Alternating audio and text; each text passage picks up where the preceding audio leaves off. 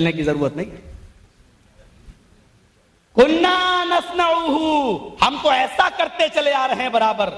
اللہ کے نبی صلی اللہ علیہ وسلم فرماتے ہیں لو لم تفعلوه لکان خیرا.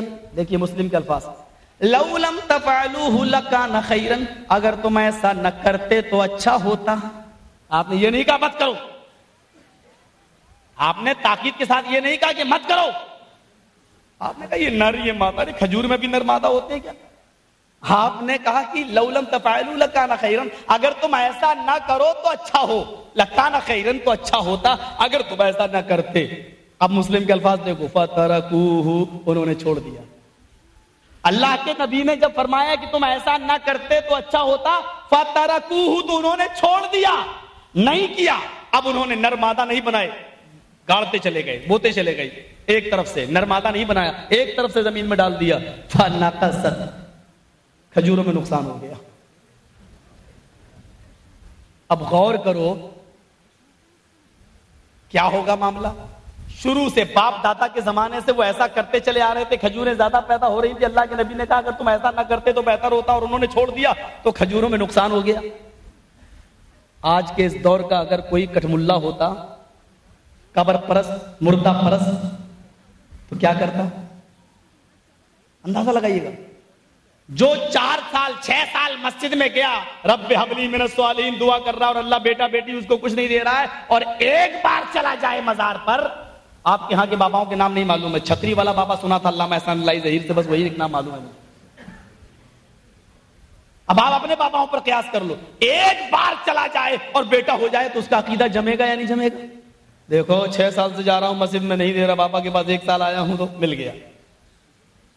ان کے عقیدے دیکھو، کننا نصنع، ہم تو ایسا کرتے چلے آ رہے. آپ نے کہا اگر ایسا نہ کرتے تو اچھا ہوتا، انہوں نے چھوڑ دیا نبی کے کہنے پر. فنقصت، اور اسی سال کھجوروں میں نقصان پیدا ہو گیا. فذکروہ لہ، انہوں نے شکایت کی اللہ کے رسول دیکھیے میں ایسا کرتا تھا تو ایسا ہوتا تھا، اور آپ نے کہا کہ کہنے پر میں نے چھوڑ دیا تو نقصان ہو گیا. اللہ کے نبی صلی اللہ علیہ وسلم نے کیا فرمایا؟ وہ سننے کے لائق ہے، وہ سننے کے لائق. آپ نے فرمایا انما انا بشر اذا امرتکم بشیء من امر دینکم فخذوہ بہ واذا امرتکم بشیء من امر دنیاکم فانما انا بشر. یہ مسلم کے الفاظ ہیں.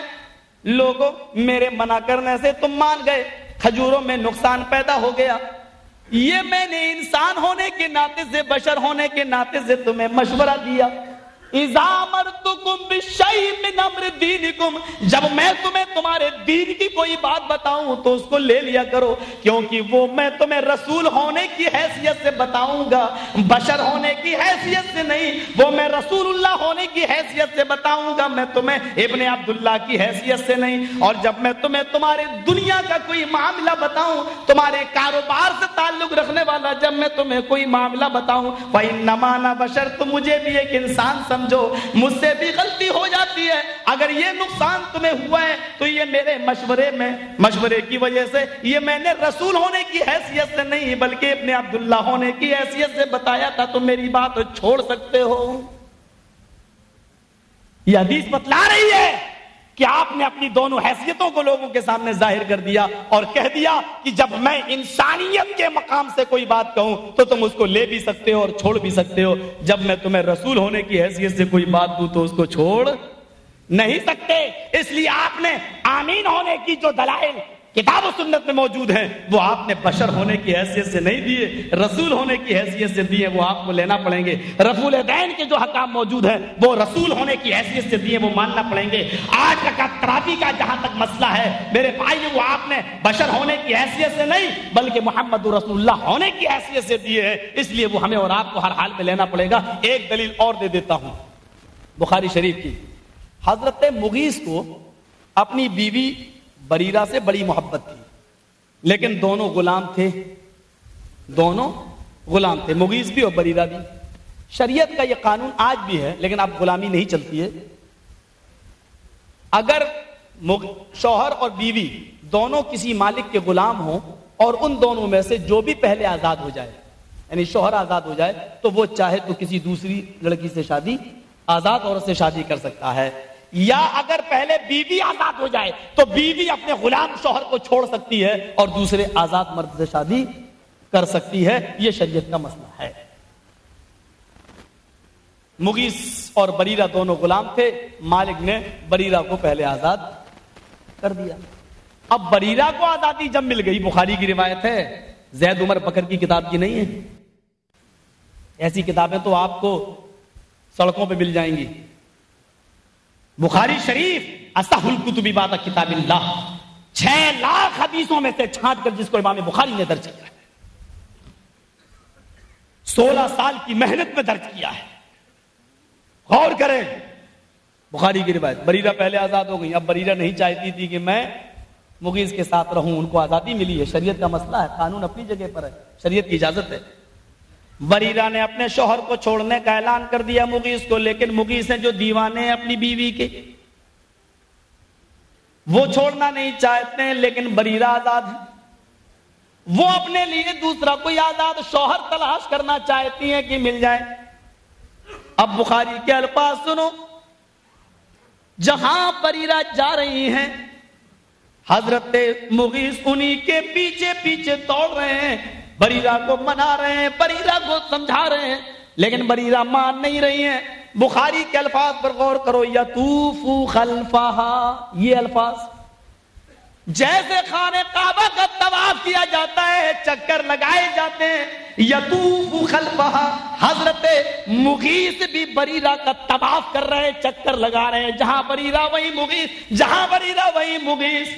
نبی اکرم نے اس منظر کو اپنی آنکھوں سے دیکھا، صحابہ نے بھی بیان فرمایا کہ ایسا سا منظر. تو اللہ کے نبی کو مغیث کی اس محبت پہ ترس آ گیا، مغیث کی اس محبت پہ رحم آ گیا.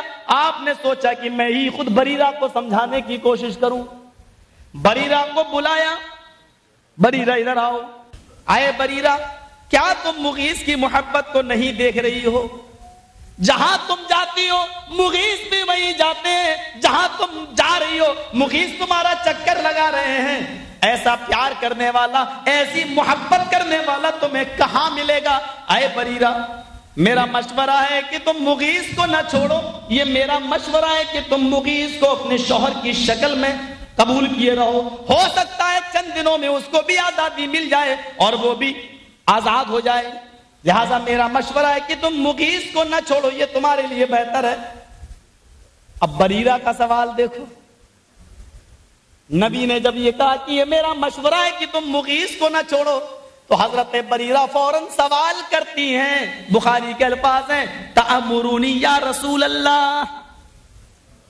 اس الفاظ میں کیا معاملہ چھپا ہوا تھا؟ تأمرونی یا رسول اللہ، اے اللہ کے نبی، کیا آپ مجھے حکم دے رہے ہیں؟ آپ کا حکم ہے یا مشورہ؟ اگر حکم ہے تو آمنا صدقنا، کیونکہ حکم آپ کا ہوگا تو من حیث الرسول ہوگا، اور اگر مشورہ ہے تو وہ مجھے بتائیے، کیونکہ مشورہ تو مشورہ ہوتا ہے، وہ من حیث الرسول نہیں بلکہ من حیث البشر ہوتا ہے. آپ یہ بات جو کہہ رہے ہیں وہ آپ زبان رسالت سے کہہ رہے ہیں یا زبان انسانیت سے؟ محمد ابن عبداللہ یہ بول رہا ہے یا محمد رسول اللہ؟ یہ کون سی آواز ہے؟ تأمرونی، یہ آپ کا حکم ہے یا آپ کا مشورہ؟